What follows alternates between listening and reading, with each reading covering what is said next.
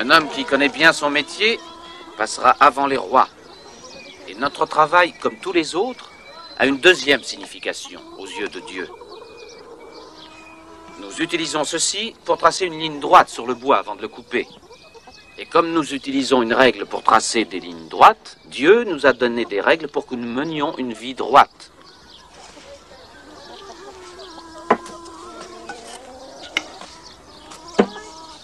Dieu donne le bois, et l'homme, lui, avec l'intelligence et l'habileté que Dieu lui a donnée, trouve sans cesse de nouvelles utilisations.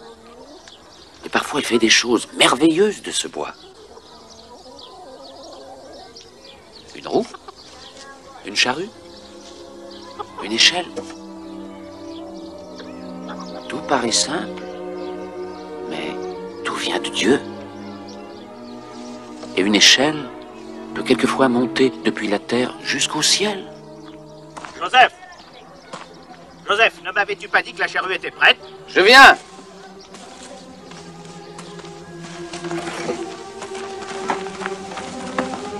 Continuez à travailler.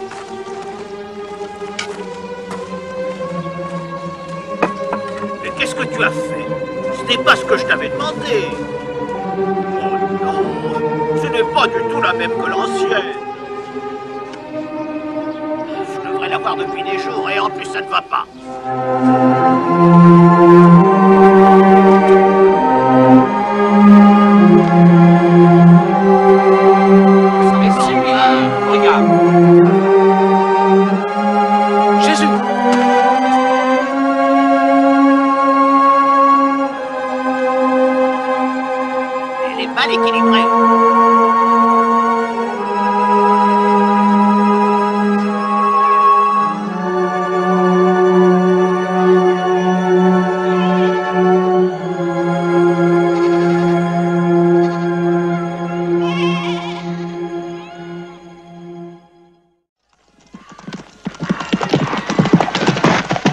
Vous autres, rappelez-vous ceci. Les combattants romains ne sont pas des bandits. Et nous nous occuperons de vous et de vos pareils en temps utile. En avant!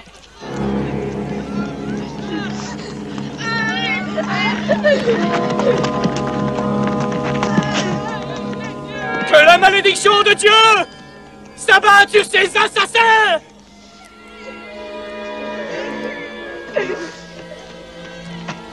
Oh Seigneur, combien de temps faudra-t-il attendre que tu viennes à notre aide? Tu nous as abandonnés, Seigneur.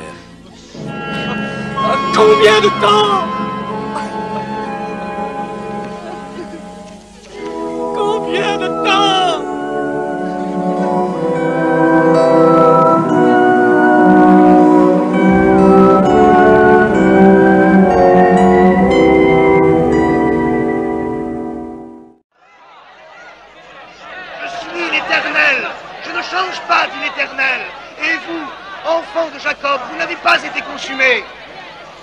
Depuis le temps de vos pères, vous vous êtes écartés de mes ordonnances, vous ne les avez pas observées.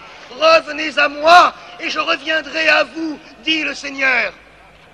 Ne croyez pas que vous serez sauvés par vos rites en allant dans les temples. Ce ne sont pas des sacrifices que demande le Seigneur. N'apportez plus de vaines offrandes, dit le Seigneur. Je ne me réjouis pas du sang des bœufs et des agneaux. Le sacrifice que demande Dieu, c'est un cœur repentant. Que faut-il faire alors pour être sauvé? Changez vos cœurs. Suivez la vraie voie. Le Seigneur dit, mes voies ne sont pas vos voies. Pourquoi parles-tu comme si aucun de nous ne connaissait la voie du salut? Nous connaissons la loi aussi bien que toi, et nous essayons de lui obéir. Jean! Baptise-moi,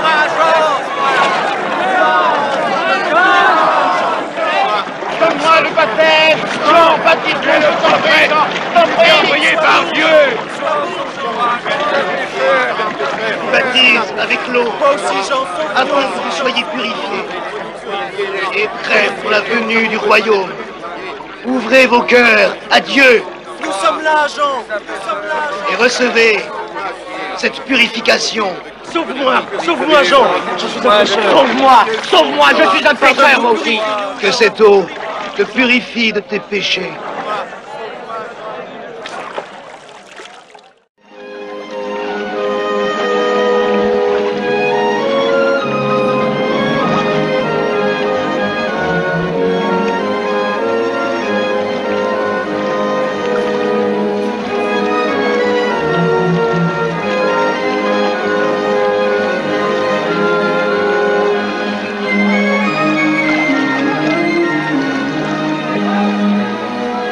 le Seigneur te donne une nouvelle vie. Que le Seigneur répande ses bénédictions sur toi. Que cette eau lave tes péchés. Va en paix. Il t'accordera son pardon si tu le désires vraiment dans ton cœur. Aide-moi, ô Seigneur. Ouvre ton cœur. Sois prêt pour l'arrivée du royaume.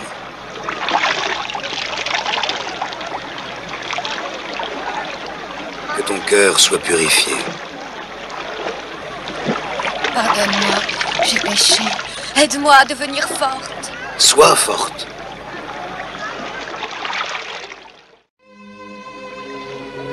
Tu es né à une nouvelle vie par ton repentir. Et le Seigneur répand ses bienfaits sur toi. Le Seigneur se réjouit dans les cœurs repentants. Cette eau purifie.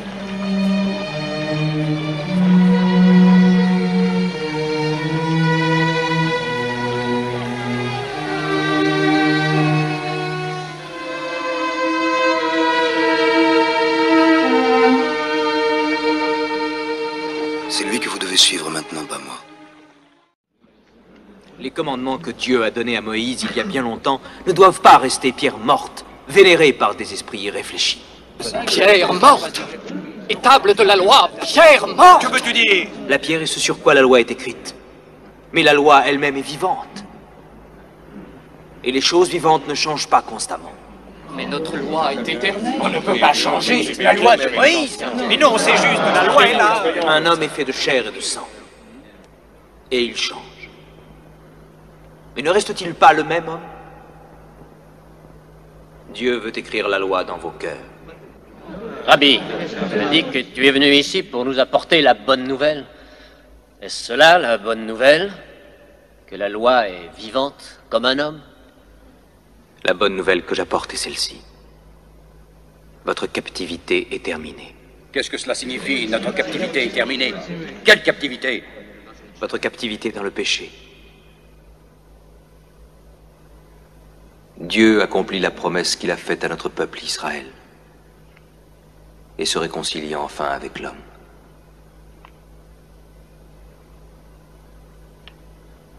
Et Dieu vient à vous,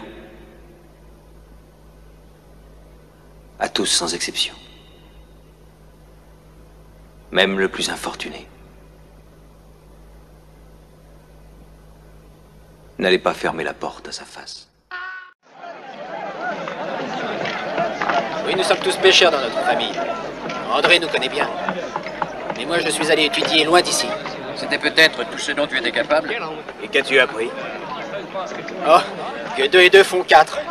Quelquefois. Et que la plupart des gens ont l'air d'avoir besoin d'être poussés. Que l'existence est une belle chose. Que la naissance est le commencement de la mort. Mais il doit y avoir quelque chose de plus dans ce vide, entre mort et naissance. Ce matin, quand je t'ai entendu prêcher, j'ai commencé à comprendre. Et cela m'a donné espoir. À travers tes paroles, les anciennes écritures semblent prendre vie. C'est cela que nous voulons. Nous voulons que la loi soit vivante. Qu'elle soit écrite dans notre cœur et pas gravée dans la pierre.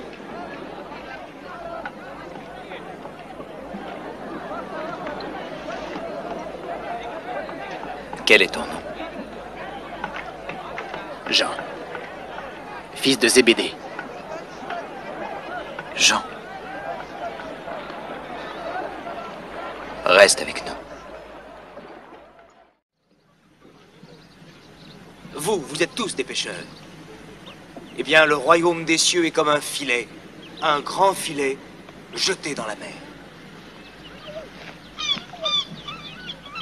Soudain, il est rempli. Il est plein à craquer. Et vous êtes obligés d'appeler à l'aide les autres bateaux. Tous travaillent ensemble, heureux, excités. C'est un temps d'allégresse, où l'on se réjouit sans contrainte de ce que Dieu nous a donné.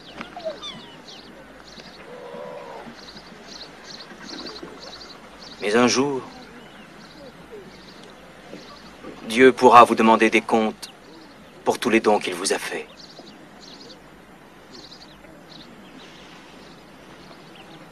Tenez-vous prêts. Le royaume des cieux arrive. Tu n'es pas le bienvenu ici, me semble-t-il. Je ne sais pas comment tu te nommes, mais je connais ta profession. Lévi, ou Mathieu, les habitants m'appellent des deux façons. Et de bien d'autres encore. J'aurais été heureux de te parler, mais dans un endroit où nous aurions été les bienvenus. Est-ce que ta maison est loin? Pourquoi demandes-tu ça? Je voudrais aller souper chez toi ce soir.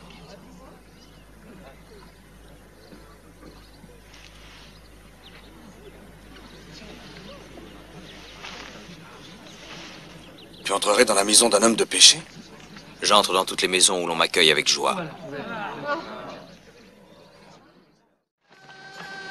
Maître, c'est un scandale que tu t'assailles à leur table. Ne sais-tu pas qui ils sont? Nous avons toujours vécu honorablement, fait des sacrifices pour respecter la loi. Ce sont des voleurs, des gens de mauvaise vie, des usuriers, des gens violents et impies. Et tu veux t'asseoir au milieu de ces gens qui passent leur vie en orgie et en perversion. Je ne suis pas venu pour appeler à la repentance des justes, mais des pécheurs. Et ils peuvent entrer dans le royaume des cieux même avant vous. Écoute, maître, si tu vas dîner ce soir avec ces gens méprisables, ils te contamineront. Et toute la ville t'abandonnera. Jacques, mon fils, le cœur du Seigneur n'est que pardon. Il va dans l'antre du démon. Non, t'as trop bu déjà. Toi, laisse-moi la paix. Ramenez.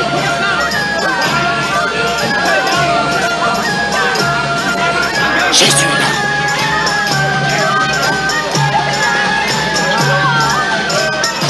Silence! La paix soit avec vous.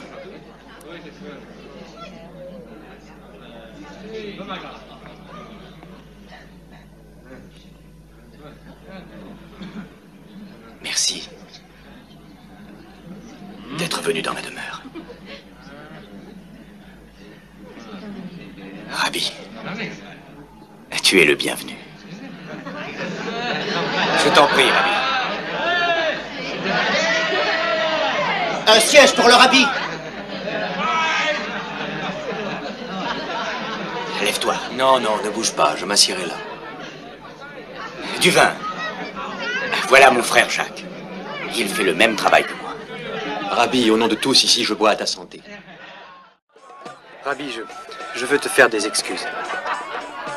J'ignorais qui tu étais. Je croyais qu'elle était morte et... Oui, en fait, elle était morte. Je l'ai vue de mes propres yeux. Est-ce que tu ne peux rien croire sans voir, Thomas?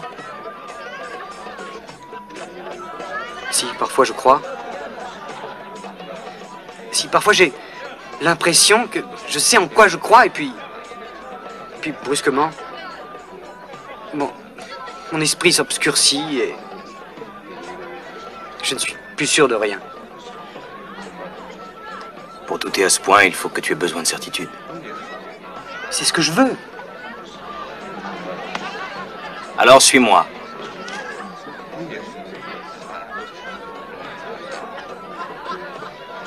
Tu veux dire que je quitte mon maître et... Oui. Jairus, vas-tu me donner ton serviteur pour qu'il soit un de mes disciples? Mais bien sûr, avec joie, maître. Je m'en réjouis pour lui.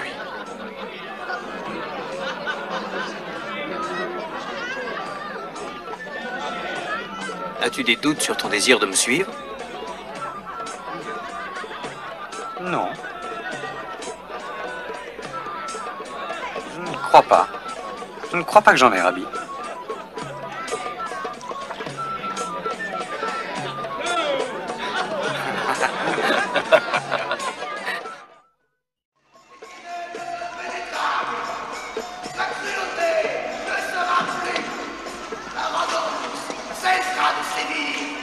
Rappelle-toi les paroles des Écritures.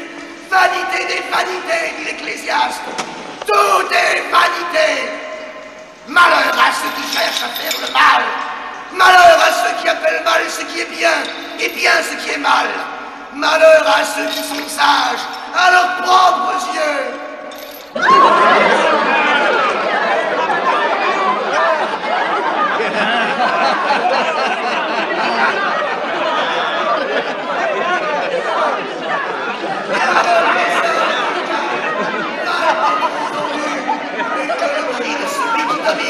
Parmi les stupides. La sagesse vaut mieux que des instruments de combat. N'avez-vous pas su? N'avez-vous pas entendu? Ne vous l'a-t-on pas dit depuis le commencement des temps? N'avez-vous donc pas compris depuis la fondation du monde? Voici venir un roi qui gouvernera dans la droiture, un temps où les princes gouverneront dans la justice. Alors les yeux de ceux qui ne peuvent pas voir ne seront pas fermés. Et ils ouvrent dans le secret et ils disent qui donc nous voit, qui donc nous connaît. Malheureux, oui, malheureux.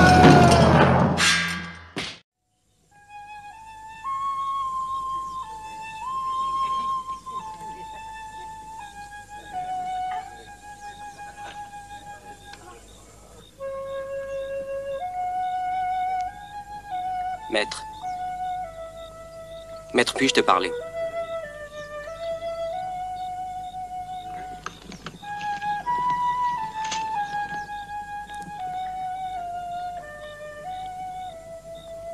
Quel est ton nom, mon fils?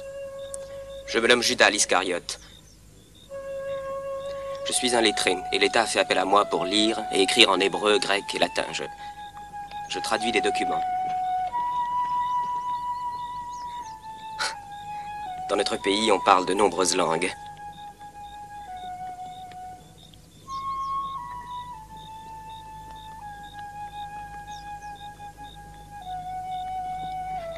J'avoue que je n'ai jamais martelé le cuivre, ou taillé le bois, ou pris du poisson comme ces hommes qui te suivent, mais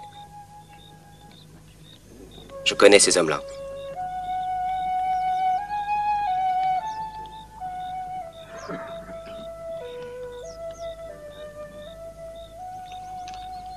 Mon père est un entrepreneur prospère et il a dit « Mon fils ne doit jamais avoir de cale sur les mains ou de poussière de briques dans les cheveux. Mon argent doit servir à faire de lui un homme instruit. »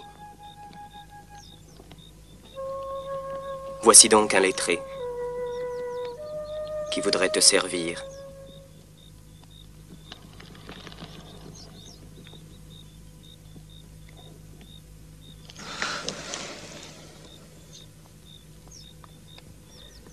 Mais as-tu besoin d'un homme tel que moi?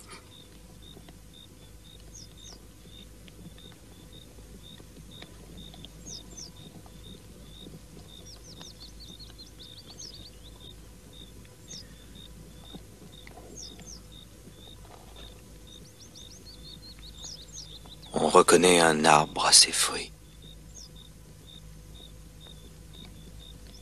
Oui. Reste avec nous.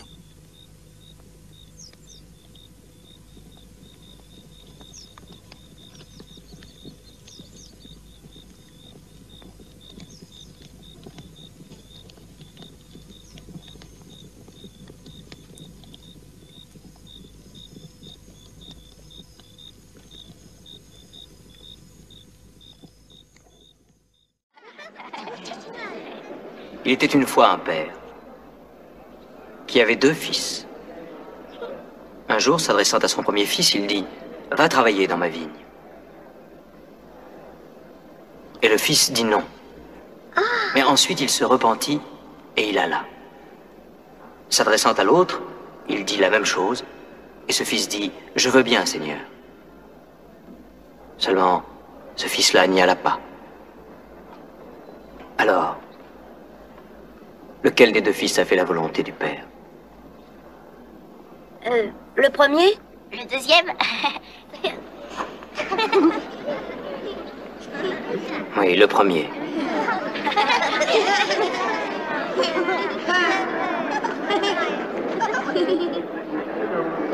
Et que signifie cette parabole? c'est qu'il y a ceux qui croient être dans la voie droite parce qu'ils disent oui à Dieu, mais ils ne font pas sa volonté.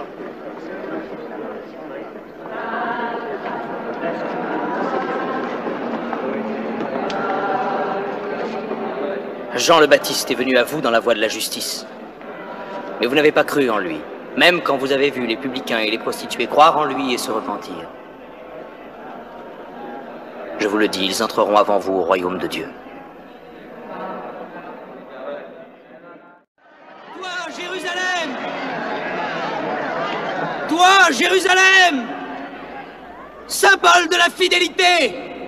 Toi qui étais la ville modèle remplie d'équité!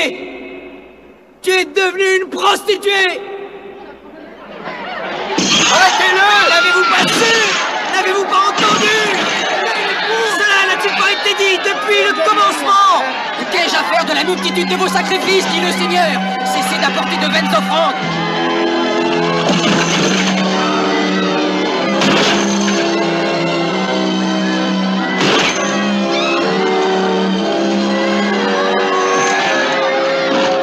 Mes pièces d'or! Rendez-moi mes pièces d'or!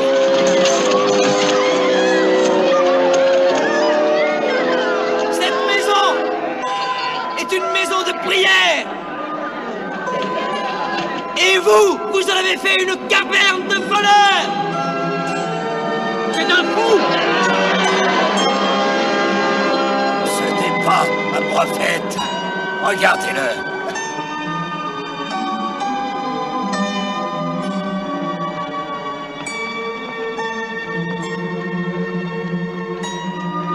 Non!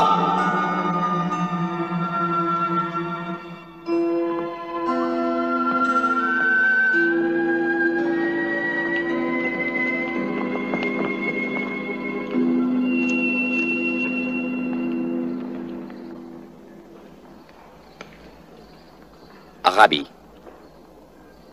je me nomme Zera, et je suis un scribe de ce saint lieu depuis des années. Et j'ai ainsi que mes frères suivi ta mission avec le plus grand intérêt. Nous avons entendu dire des choses très belles à ton sujet, mais ce que tu viens de faire ici nous choque et nous étonne à la fois. Est-ce que tu veux détruire le lieu sacré qu'est ce temple? Le temple n'est pas seulement de la pierre. C'est la maison de Dieu. Et elle ne peut être détruite aussi longtemps que Dieu l'habite.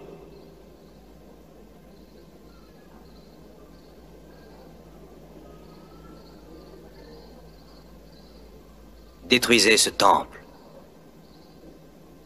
Et en 3 jours, je le relèverai de ses ruines.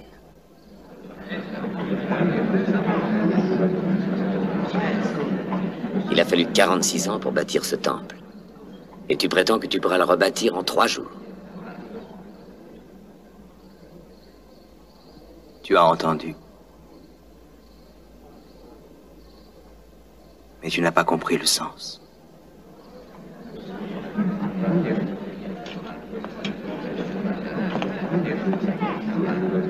Rabbi, dis-toi que je comprends mieux que tu ne penses.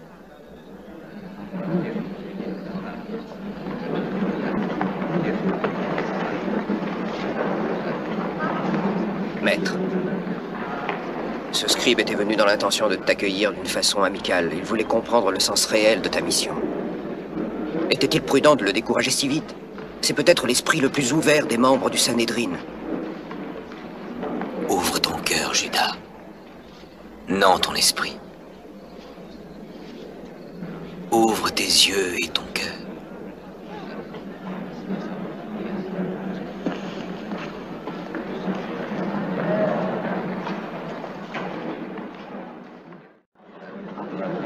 Vous pliez devant la lettre de la loi et vous trahissez le cœur de la loi. Justice, miséricorde, fidélité. Vous ressemblez à des sépulcres blanchis qui paraissent beaux au dehors, mais qui au dedans sont pleins d'ossements, de morts et de toutes espèces d'impuretés. Vous voyez ces pierres? Eh bien, je vous le dis en vérité, il ne restera pas ici pierre sur pierre qui ne soit renversée. Votre maison sera laissée triste et déserte. Elle sera le domaine des lézards et des araignées. Serpents, race de vipères, comment échapperez-vous au châtiment de la géhenne? Le jour du pardon approche. Pardonnez à Hérode. Pardonnez aux Romains. Pardonnez à tous. Les Romains massacraient des centaines d'innocentes victimes, des jeunes, des vieux, des femmes, sans pitié, sans jugement, avec cruauté. Je suis sûr que toi, même toi, tu ne peux pas pardonner. Nous devons lever l'épée contre l'épée. Tous ceux qui prendront l'épée périront par l'épée à leur tour. Mais il faut que l'on fasse cesser le bruit des pleurs. Oh, Barabbas, ton zèle te masque ce qui est la vérité. La nouvelle Jérusalem ne sera pas bâtie par le meurtre ou la rébellion. La sagesse de Dieu emplira la terre, comme l'eau emplit la mer. L'agneau et le lion dormiront ensemble. Il n'y aura plus ni meurtre ni destruction. Et le bruit des gémissements ne sera plus entendu jamais.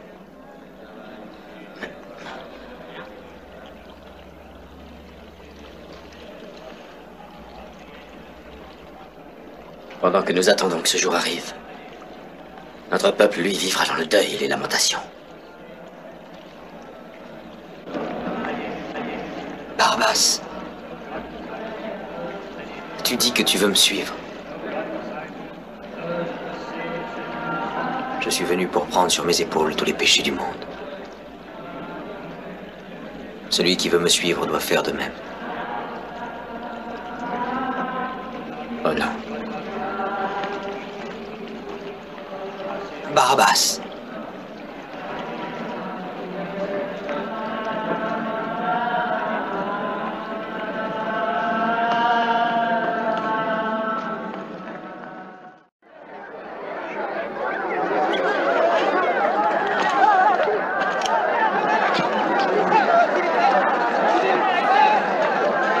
C'est un ami des Romains. Les ordres sont changés.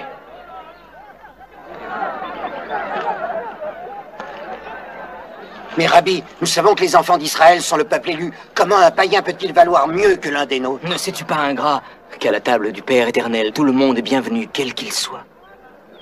Riche, pauvre, maître, serviteur. Les enfants d'Abraham et les païens aussi. On s'arrête là pour aujourd'hui. J'espère que cette vidéo t'a plu. N'hésite pas à commenter. Si tu as des questions, des remarques, n'hésite pas. Je te dis à très bientôt pour une prochaine vidéo.